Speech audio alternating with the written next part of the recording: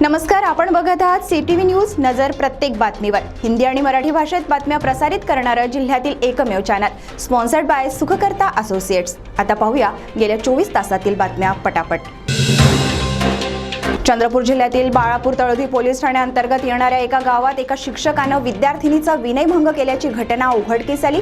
विद्यार्थिनी शाळेतील मैदानात उभी असताना शिक्षकाने तिला खोलीत बोलावलं आणि तिचा विनयभंग केला। या प्रकरणी आरोपी रुपेश गुलाबराव डोरलीकर याला पोलिसांनी ताब्यात घेतलं आहे आणि पॉस्को अंतर्गत गुन्हा दाखल केला गेला आहे। चामोर्शी हरणघाट भेंडाळा मूलमार्गावर अनेक ठिकाणी रस्त्याचे काम सुरू आहे आणि या मार्गावर जागोजागी खड्डे पडल्याने नागरिकांना प्रचंड यातना सहन कराव्या लागत आहे। तसंच अनेक अपघातही या मार्गावर घडले आहेत। याचा निषेध म्हणून नागरिकांनी जनआंदोलन केलं आणि या खड्ड्यात बेशरमाची झाडं रोवली।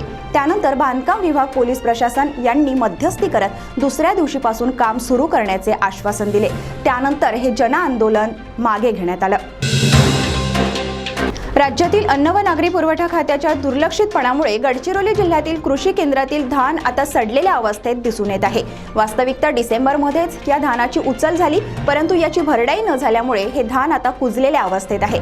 यामुळे शासनाचे तर प्रचंड नुकसान झालेच आहे, परंतु अशा प्रकारे जर धान्य सडत असेल तर हे अन्न व नागरी पुरवठा खात्याचे अपयशच म्हणावे लागेल। मुक्या प्राण्यावर अमानुष अत्याचार करण्यात आल्याची घटना अकोला शहरात उघडकीस आली आहे। एका श्वानाला त्याचे हातपाय बांधून त्याचे डोळे फोडून त्याला घंटा गाडीत नेऊन टाकण्याची परिसीमा गाठणारे आणि क्रूरतेचा कळस गाठणारे आरोपी मात्र अद्याप मोकाट आहे। या घटनेमुळे समाज मन सुन्न झालं असून अनेकांनी याबद्दल तीव्र निषेध व्यक्त केला आहे। ही घटना आहे संगमनेर तालुक्यातील। या तालुक्यातील एका पोलीस अधिकाऱ्याने एका महिलेला शरीर सुखाची मागणी केली आणि त्यानंतर तिला पोलीस ठाण्यात बोलावून तिला अपमानित केलं। यानंतर या महिलेनं या पोलीस अधिकाऱ्याची वरिष्ठांकडे तक्रार केली, परंतु वरिष्ठांनी त्याकडे दुर्लक्ष केले। यानंतर या पीडित महिलेने एक सुसाईड व्हिडिओ तयार केला आणि त्यात तिनं स्पष्टपणे सांगितलं की 15 ऑगस्ट पर्यंत जर या अधिकाऱ्याला शिक्षा झाली नाही तर ती आत्महत्या करेल। हा व्हिडिओ सोशल मीडियावर व्हायरल झाला असून चर्चेला उधाण आलं आहे।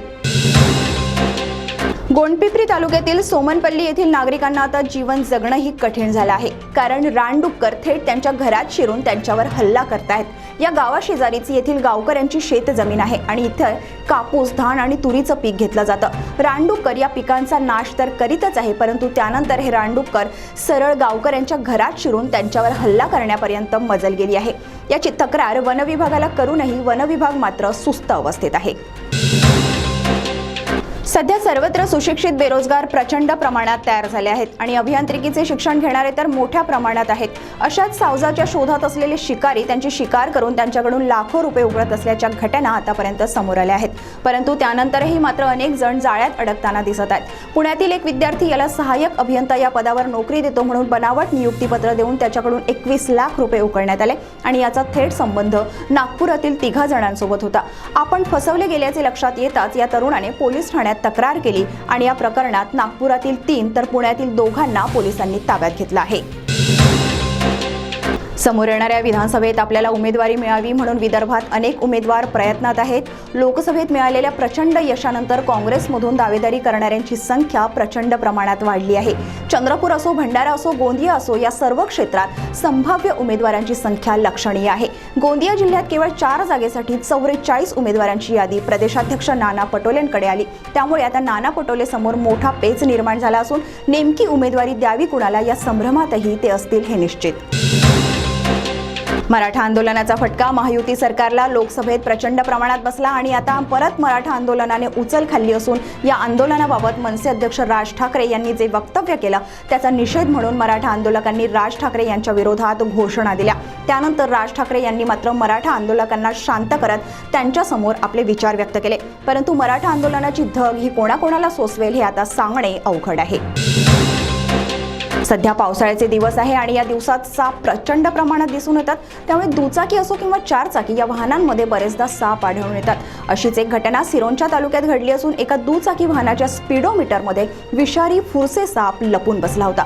ही गोष्ट ध्यानात येतात याची तक्रार सर्पमित्राकडे केली गेली। त्यांच्या 3 ते 4 तास अथक परिश्रमानंतर या सापाला तिथून मुक्त करून त्याच्या अधिवासात सोडले। प्रेमात आंधळे असते याचा प्रत्यय हदगाव येथे आला असून एक विवाहित महिला आपल्या पती आणि मुलासोबत लाडकी बहीण योजनेचा लाभ घेण्यासाठी म्हणून माहेरी आली आणि त्यानंतर तिने मुलाला खाऊ घेऊन देण्यासाठी पतीसोबत पाठवले। ही संधी साधून तिने प्रियकरासोबत पलायन केल्यानं एकच खळबळ उडाली। या घटनेनंतर मात्र पतीने पोलीस ठाण्यात तक्रार केली। पोलिसांनी तपासाची चक्र गतीनं फिरवत महिलेस शोधून काढले, परंतु ती स्वइच्छेने प्रियकरासोबत पळून गेल्याने पोलिसांसमोरही नवीन पेच निर्माण झाला। तर या होत्या आजच्या पटापट बातम्या। लवकरच भेटूया पुन्हा काही नवीन बातम्यांसह। तोपर्यंत अशाच बातम्यांची अपडेट पाहण्यासाठी बघत रहा CTV न्यूज, नजर प्रत्येक बातमीवर। नमस्कार।